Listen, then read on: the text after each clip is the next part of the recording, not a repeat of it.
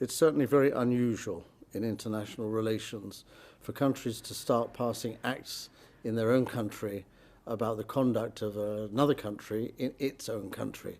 It is very unusual.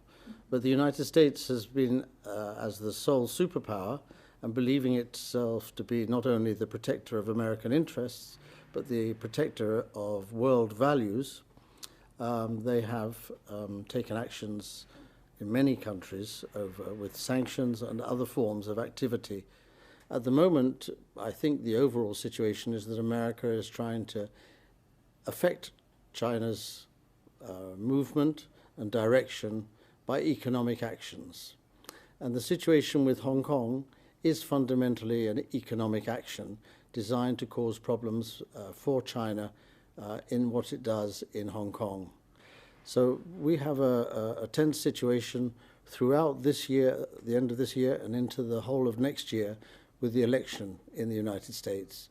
China is part of that election process. Unfortunately, it's not the first time China's been caught like this, and it will depend very much on what happens in the next 2, 3, 4, 5 weeks as to whether or not President Trump can find a way to remove China as a major issue for the election at the end of the year. In my experience, I would say that what the United States is trying to do is to get China to back down so that it does not present a threat to American world power.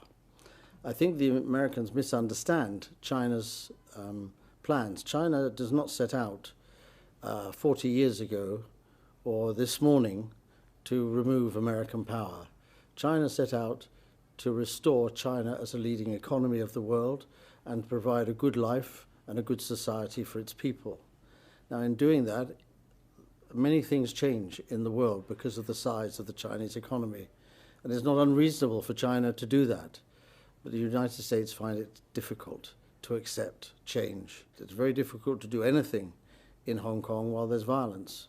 One must hope that the protesters will pull back and not engage in violence so that discussion can take place about finding longer-term solutions to the problems within Hong Kong.